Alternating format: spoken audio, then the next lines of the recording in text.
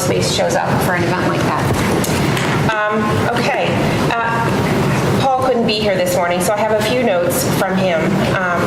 Before I jump into my report, I have to take a motion to amend the agenda because we need to change the future meeting dates. Sorry, then I'll do my chair report. Okay, so the first thing, may I please have a motion to amend the agenda to add item number 5, discussion and possible action on future meeting dates. First, Mr. Deneen, second, Mr. Burke. All those in favor? That's unanimous. Thank you. Okay. Chairperson's report. I don't have anything to report, but Paul notes, first thing, that during the professional development day, KSR was able to get into the space and install the new egress door that we were waiting on, as well as the vertical column joint covers. So I don't know if any of you all noticed that, but those were actually in, and they looked nice. It was nicer, certainly a lot nicer than what had been there before. The interior and exterior cylindrical column covers are scheduled to be installed during February break. The potential change order to remove the handles is still in with the architects and KSR. And work continues on the punch list. So we will continue to, the work will continue to go on through February break. KSR and Paul remain in contact with administration to get those things scheduled in a way that's non-invasive to the school day. Okay. With that, I'll move on to, well, Paul notes that he does recommend we have a meeting on February 8th, and we'll talk about that from a financial perspective in a few minutes. Okay, so with that, I'll move on to discussion and possible action on finances.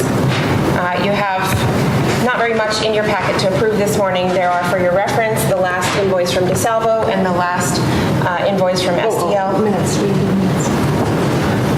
Sorry, that's okay. Okay, may I have a motion to approve the minutes from the, that's my fault, January 4th meeting. Ms. Ockman, second. Mr. Green, all those in favor? It's unanimous. Thank you, Kristen. Yeah, no. In your packet are the latest financials, plus the 2 bills from STL and DeSalvo. Those are the last. And the latest bill from Cronenberger and Sons Restoration. That is fairly straightforward. What I will explain is you'll note, Paul does have noted on there the retainage number. It's at about $105,000 right now. The bill to pay is about $180,000. What we'll do is we'll need to meet again after February break, so it doesn't make sense to meet on the 8th. March 1st is the next appropriate date. We'll meet on February 8th and release the majority of the retainage. We'll hold about $15,000 because we need to make sure we have enough money to pay in case they don't show up for the spray painting. The value of that spray painting is about $4,800, so holding $15,000 is certainly sufficient. And we'll review that again in March. We also, of course, we don't want to release that retainage until we have our full closeout documents, and those will be due mid-February, or they will come in mid-February. So for now, are there any questions on the bills you have or what I've just described? May I have a motion to approve the bills as submitted? Mr. Burke, second, Mr. Deneen. All those in favor? That's unanimous. Okay.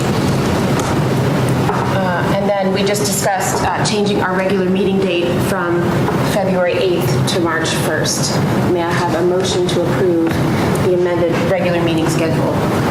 Mr. Barone, seconded, Mr. Deneen. All those in favor? That's unanimous. Any public comment?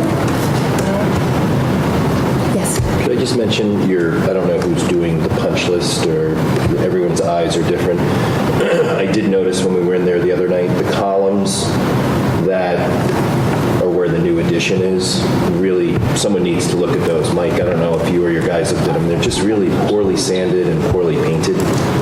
And I don't, The round columns. No, the square columns that the back side is brick, the front side is painted gray. Okay. And just my eye caught them, and they just, with the way the light hit them, they're just really poorly sanded and painted. And then they're already showing signs of wear because there are tables and chairs up against them. And I would think that the design folks, there's coping or plastic coping that could go around the corner of exposed walls walls if furniture is going to bump up against them. I'm sure it's a minimal expense, but it's just something to think about. Okay, thank you.